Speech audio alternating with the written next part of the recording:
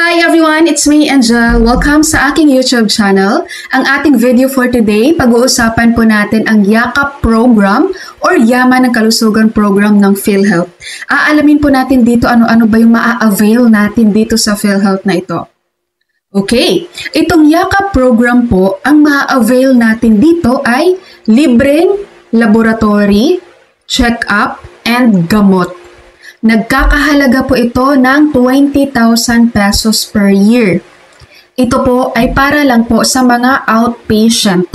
Sinong mga PhilHealth member ang makakapag-avail nito?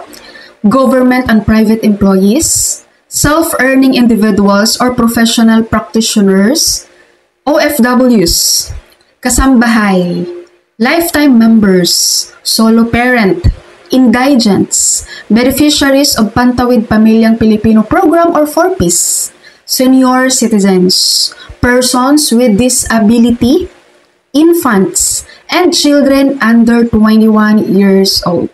Sa medicines po, cover dito ang 75 types of medicines, kasama ang gamot sa diabetes, infection, high cholesterol, high blood, heart condition, antimicrobial infections, asthma at chronic obstructive pulmonary disease, at marami pa pong iba.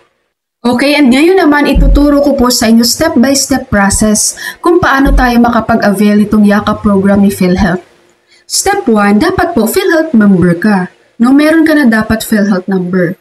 Kapag hindi ka pa PhilHealth member guys at gusto mong kumuha ng PhilHealth number, pwede to online o kaya mag-walk-in ka. Kung gusto mo ng online lang na pagkuha, meron akong tutorial video kung paano yon. Just comment below, ibibigay ko po sa iyo ang link ng video na yon. Okay? Step 2. Pumili ka na po ng iyong accredited na Yakap Clinic provider. Siyempre, piliin mo na rin yung malapit lang sa area mo. Sa dulo ng video na to guys, ipapakita ko po sa inyo paano natin makita, paano natin i-search yung mga accredited clinic for Yakap program ni PhilHealth. Ngayon is step 3. Mag-register ka na po sa Yakap program. Paano? Meron pong 4 na paraan guys. Number 1, kung meron kang eGov app, may PhilHealth doon, pwede kang mag-register doon sa Yakap program. Number 2, pwede ka pong pumunta mismo sa PhilHealth branch para magpa-register sa Yakap program. May mag-assist sa'yo doon. Number 3, pwede po doon sa PhilHealth member portal. Mag-login ka lang doon sa account mo guys and magpa-register ka sa Yakap program.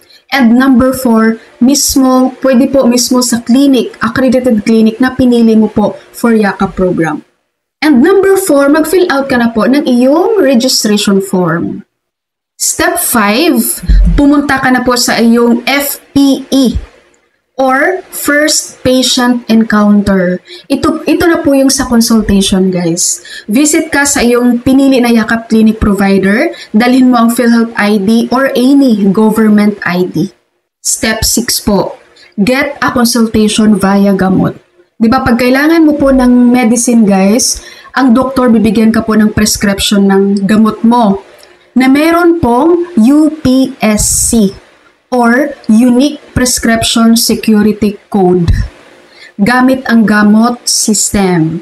At i-present mo na yan sa iyong accredited Yakap Clinic. Step 7, claim your medicines. So, pumunta ka na sa iyong accredited gamot pharmacy or clinic at ipakita mo iyong prescription na may UPSC. Show your gamot availment slip at make sure may dala ka din valid ID. Take note guys, yung ibang Yakap Clinic dito, meron silang charge na 900 pesos per year. Pero kapag sa public ka lang guys, libre yun. As in zero talaga siya. Okay, so yun po ang Yakap program ni PhilHealth.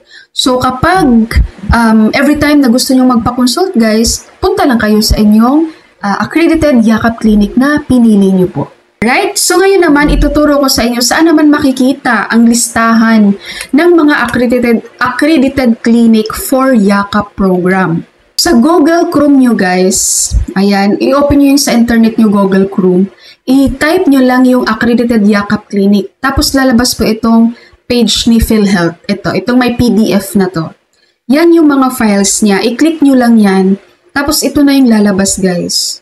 Yan yung mga listahan ng accredited clinic nila. Sobrang dami po nito, kaya hindi ko to i-discuss sa inyo. Kayo na po ang tumingin nito para yung titingnan nyo na lang dito guys, yung lugar nyo, no? Kung alin ba yung may clinic na mas malapit lang po sa area nyo. Ang dami po nito guys, marami to sila. So, marami kayong choices. Alright, PhilHealth members, that's all for my video for today. Sana maliwanag sa inyo itong Yakap program ni PhilHealth guys. And pag kailangan nyong gamitin to, gamitin nyo na po. Okay, so that's all for my video for today. Thank you so much for watching everyone. God bless you all.